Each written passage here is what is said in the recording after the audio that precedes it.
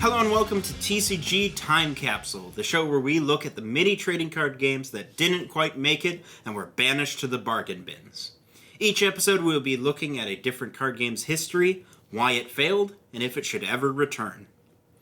Last time we looked at Duel Masters, a beloved card game from the early 2000s that, despite overall being a failure in the West, has become one of the most influential card games of all time. This time we are covering Luck and Logic, a game that was not successful, influential, notable, or very good. But more on that later. Luck and Logic was announced by Bushiroad, makers of Cardfight Vanguard, Schwartz, and Future Card Buddy Fight in late 2015. Which means Luck and Logic will be one of the most recent games we ever cover on this show. In fact, the game is so recent that TCG Buzz predates it. In fact, our second episode ever was Dalton and I discussing the announcement of Luck and Logic. Back then we were only doing audio episodes, and we had a lot to learn, but if you're really curious, here's a link. We were decently excited for the game at first, but looking at a video from just over a year after that first one, we were confident that the game was dead. And in particular, my opinion on the game had soured quite a lot. Dalton and I picked up the first two trial decks for the game at launch, as well as some boxes. He bought the green Brave Logic deck, and I, the yellow Rene Logic deck, which is where my favorite card for the game comes from. It's actually the cover card. See?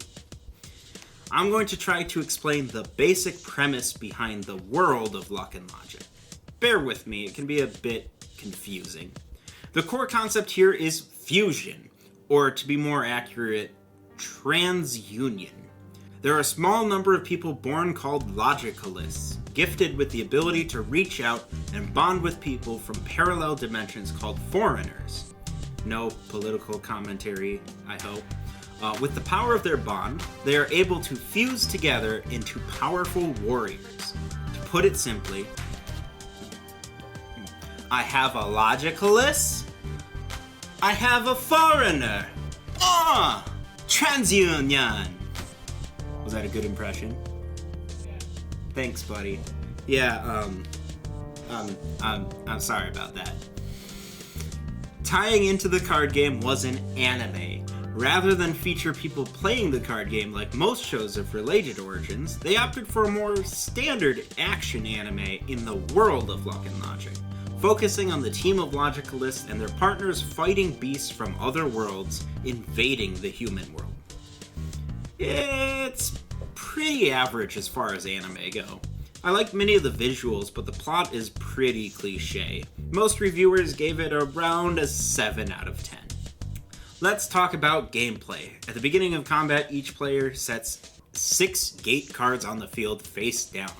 Each player's goal is to protect their gates by guarding them with their members and destroy the opponents. Some members can guard only one gate, while others can guard multiple at once. The primary action of the game is fusing your logicalists and foreigners together for powerful fusions and steamrolling your opponent.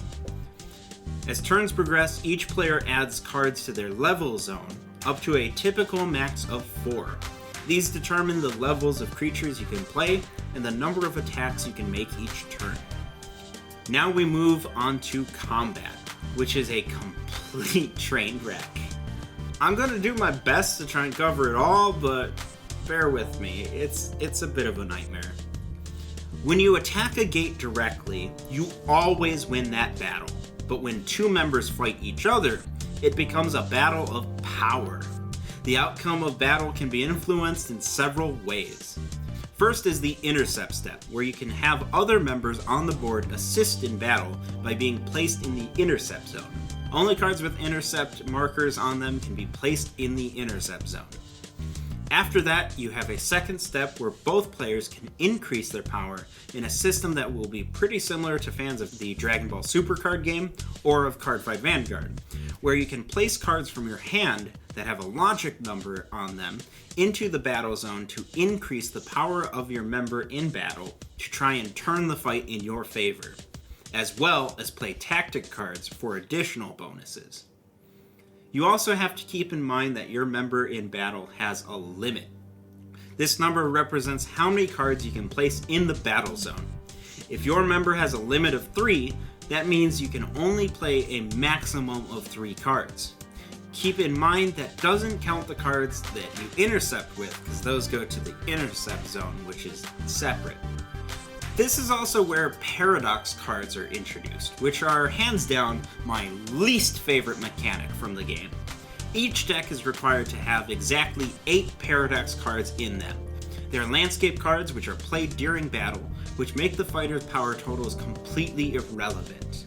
Instead, when a paradox card is in play, a separate mechanic called Aura determines the winner of battle. I could honestly do an entire video on why this is a terrible idea, but I'll try to keep it brief and condense my hate for this mechanic down to just 3 points. 1. Switching to Aura completely negates the sometimes minutes worth of math both players have to do up to that point. 2. Cards that influence Aura are very conditional, making it very unsatisfying when an Aura battle is won for both players. It doesn't feel like a skillful play, it feels like you just got a lucky combination. 3. Aura is represented by a blue symbol. These symbols do not stack, meaning when you have a card that increases Aura, you have to count each individual symbol in a row and add those potentially 6+ symbols on one card to your total from all other cards played that battle. This system makes it incredibly easy to miscount your Aura total, and makes determining whether switching to Aura in the first place is beneficial to you quite the chore. This entire combat system is far too complex. There's no real flow to it, and it makes matches really drag on when you have to participate in 10+ battles in every single game. Combat should be snappy and easy to understand, especially in a game that features it so heavily like Luck and Logic does. Gameplay-wise, I think the obnoxious combat system did the game a real disservice, but there are several major non-gameplay issues that I feel were even larger factors in why the game died. Let's go over them. First up is what is, in my opinion, the single biggest mistake the game made. Even if everything else for the game was perfect, I think this issue would have still been enough to doom the game. That issue is the manual. Seriously, the manual sheet included in the original 2 starter decks is probably the worst I have ever come across. It's seriously awful. Luck and Logic is a pretty complex game as it is, and this sheet glossed over a ton of details and broke the cardinal rule of card game manuals. Don't be vague. I know plenty of people who had interest in the game but really struggled to master the rules of the game and ultimately gave up. Personally, I came to the game with prior knowledge of dozens of card games and still really struggled. There were plenty of rules I interpreted one way, only to find out weeks later from some Luck and Logic wiki comment that I had been doing them completely wrong, and teaching them wrong. Adding to this, the resources Bushiroad provided for the game were really bare bones. The website has long since been shut down, but looking at it from the Wayback Machine, you can see how it's not much more than product info, some basic news, and the same vague rules from the starter decks. Another turnoff for some people was the overwhelming abundance of waifus. I'm not here to judge, guys, but many potential customers are going to be turned away when 3/4 of a pack of cards are sexualized images of 13-year-old girls. At least when Y-Shorts does it, they're over-sexualized images of teenage girls that you neckbeards already wanted to collect for your basement shrines. Darian? What the? Oh no. Y'all are gross. There were other issues too, like a generally high price point to build competitive decks, poor marketing outside of the anime, and the lack of good premium cards in the first few sets. But we could be here all day, so let's move on. Bushiroad announced on January 23rd, 2017 that they would be discontinuing the English version of Luck and Logic, making it one of the shortest card game runs from a major company ever. A few weeks later, Bushiroad announced that Season 2 of Luck and Logic would take a pretty radical shift. Called Hine Logic, this season features a much more moe art style, more in line with Bushiroad's other properties Love Live and Milky Homes. I'd consider it a spin-off, but it does take place in the same universe as the first series. I'm sure Bushiroad was trying to increase the popularity of the series, but it ultimately failed.